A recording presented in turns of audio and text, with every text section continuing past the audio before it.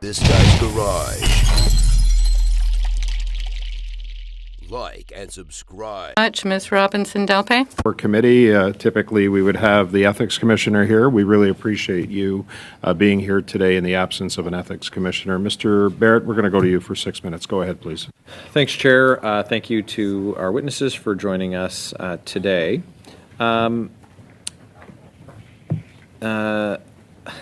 So I have the same set of questions for both of you, but I'm actually going to start with you, Commissioner, if I can.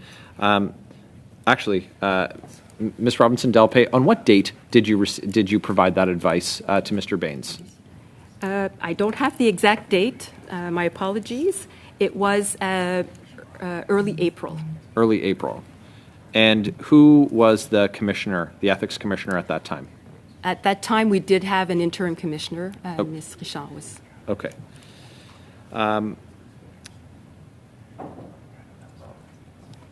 Was there any concern raised about the connection between Mr.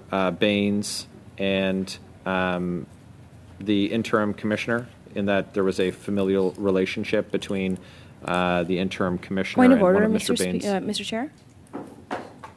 Based on what standing order? On relevance, I don't think that, and I've also, dealt with this before.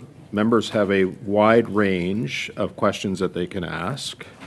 Mr. Barrett is asking those questions. It's his time. Please continue, Mr. Barrett. I think you got the question, ma'am. When the public office holder contacted our office, the advisor was the one that received the information. So the normal course of action is when a public office holder has the questions with regards to their obligations under the Act, they contact their advisor. When the advisor receives the information and then makes an assessment of the information that they've received, at that point in time, they look at precedents and they make a recommendation, or they contact their manager or myself, the director. If there are any particular matters that should be raised to the commissioner at that point in time, it is raised with the commissioner. In this case, I did raise it with the management team to inform them of the appointment. However, there was no decision that was required because Mr. Baines had the 2-year cooling off period had lapsed. And had he taken the position at the time that he sought the advice of your office? Had he already joined the company? Unfortunately, because of confidentiality issues, and I did not seek permission from Mr. Baines to confirm when the advice was fair enough. received. So yeah, no, and I'll say that I appreciate that you did get some latitude on what you were able to come and say. Are you able to say, or can you tell us how many investigations have been initiated by your office since April? I can say that there are currently no active investigations ongoing. Okay. With respect to waivers, is your office able to grant any waivers or initiate any investigations at this time? Waivers are it's a section of the Act, and therefore, in the case of public office holders seeking waivers for post-employment restrictions, we cannot provide those waivers at this point in time without a commissioner, because it's a requirement that a commissioner makes that determination, and it's the same thing with investigations. Right, so no investigations and no waivers can be granted? Not at this time. However, as was mentioned by my colleagues in May, we continue to monitor activities of public office holders, and if we have doubts or if we require something comes to our attention that requires looking into, we will do that. We will do our due diligence on our side for when a commissioner is appointed. For sure. Are you able to say if there's been, I appreciate that you can't or don't commence investigations at the request of the public. Can you say if there's been public correspondence with respect to this matter. Is that something that you can speak to? Unfortunately, again, there's a number of information that comes from either the public or the media Sure. that we take into consideration when we review a file, and therefore I can't comment how many requests we've had or anything like that. However, if there is information that is brought to our attention, we look into it. Yep. Okay. Thank you. How much time do I have, Chair? Roughly a minute. Okay. Great. Commissioner, all the same questions. 50 seconds. No, I'm just joking. Are you able to say?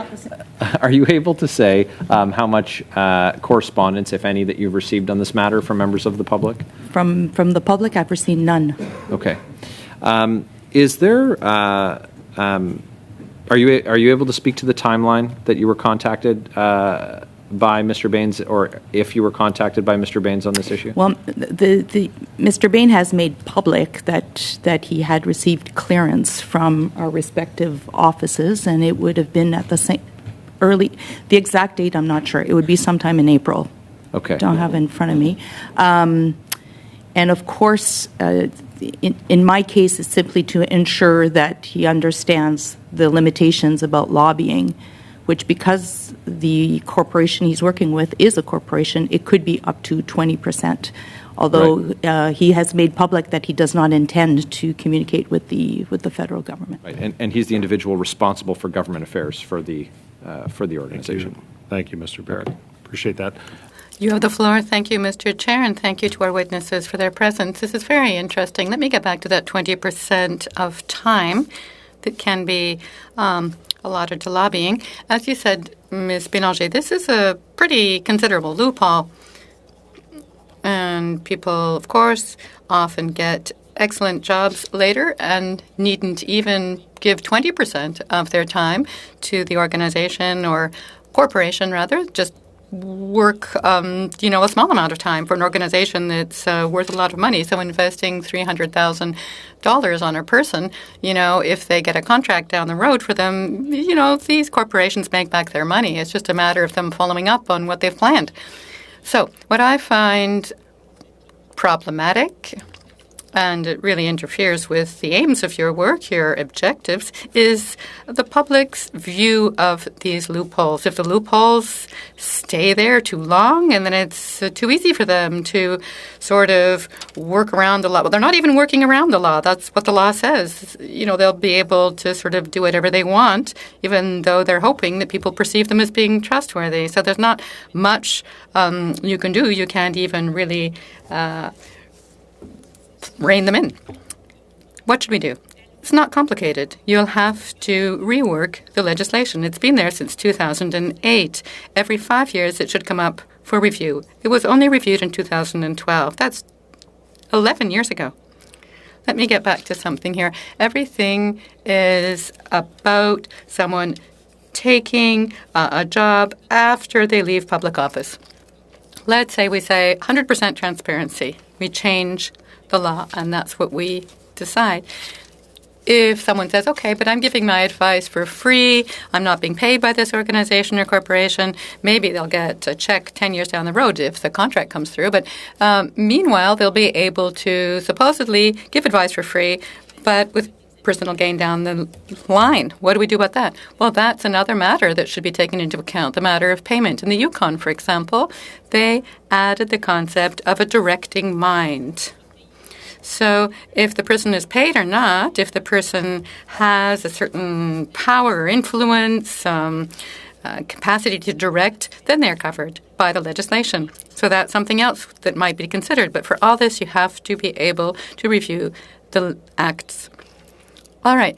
So if the person isn't necessarily registered, within that organization, it can require very careful reviews and investigations to find out what's going on. I mean, it's going to be difficult to close all those loopholes. I agree with you.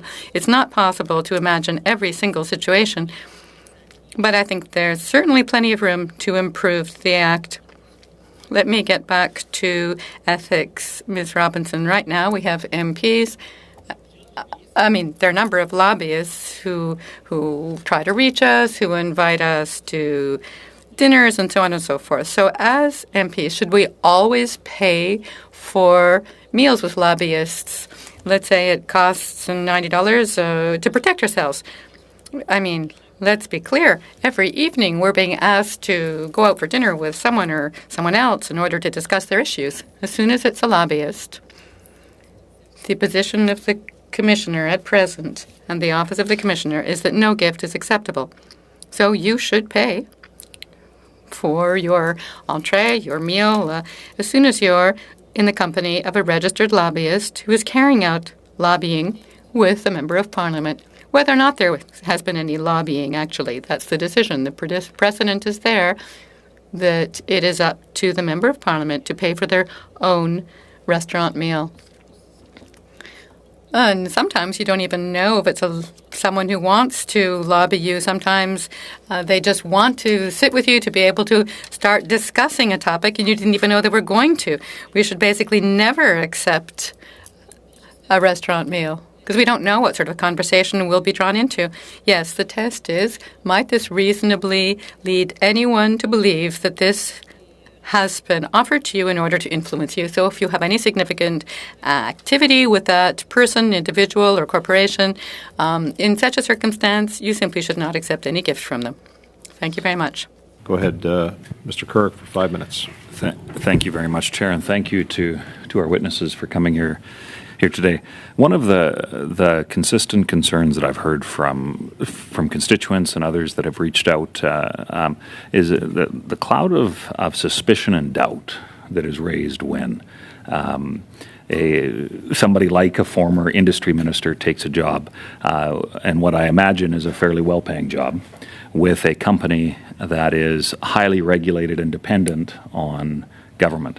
So, and it's certainly not the first time. I know John Manley from a previous Liberal government had also taken a job. I believe he sits on the board of TELUS, so it's not a unique experience. But certainly, when you're the minister in charge of the regulatory agency that basically allows a company to live or die. And I'm simplifying things, but I think for the way that many Canadians see it, the perception of conflict is there, certainly in the eyes of the public. I'm wondering if that's something that a statement that a commissioner you would agree with, and I forget your exact compliance officer, I think, or director of compliance. Yeah. So commissioner and director. I'm wondering if that's something that you would agree with, that perception of conflict, that cloud of doubt exists.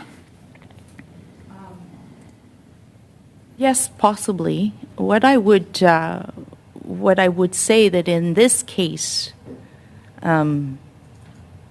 with respect to the lobbying, it would appear that Mr. Baines will not be lobbying the federal officials. If he were to, however, he'd be subject to the Code of Conduct, and I am hoping that the code is pretty prescriptive, as you all know. You've all studied it. And therefore, there are many people that he would probably not likely be able to speak to in light of the Code of Conduct. So I'm confident that the regime, of course, with the weaknesses that exist, that we've got some parameters in place to try and reduce that risk of actual conflict or sense of obligation being created. And Ms. Robinson-Delpay, hopefully Yes. I'm saying that correctly. And under the Conflict of Interest Act, as I mentioned previously, we do not look at perceptions of conflicts of interest.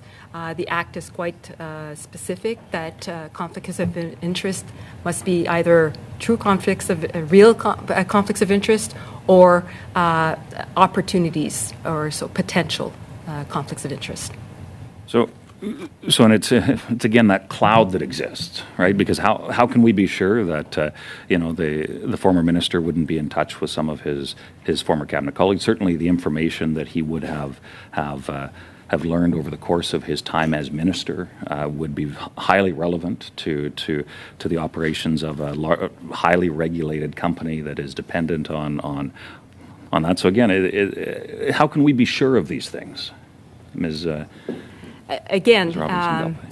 the Act is a good faith system, and when we look at the sections 33 and 34, the office has to be provided with information to the effect that those two sections are being violated or have been contravened. We can't speculate and say, oh, because this person accepted a position at that company, automatically there's a contravention of sections 33 or 34. There has to be some information that leads us to believe that a contravention has occurred. And Thank you. And yeah. Can I add, with respect to the Lobbying Act, if anyone lobbies when they're restricted, it is an offense. And so there is a risk that this will go to the RCMP. And I think that is sort of I'm hoping that it helps people to a detriment, exactly, for people not to be communicating when they shouldn't be. But again, there's that 20% that allows. Okay, and Director, one of the concerns that was highlighted to me was the timing. You know, we had an interim ethics commissioner right around the time that Mr. Baines took the position, and just the timing of that. And again, it's the perception that the cloud of doubt surrounding this. I'm wondering if you have any comments just around the timing of that. Well, again, there were no decisions required by a commissioner on this particular file. Therefore, essentially there was.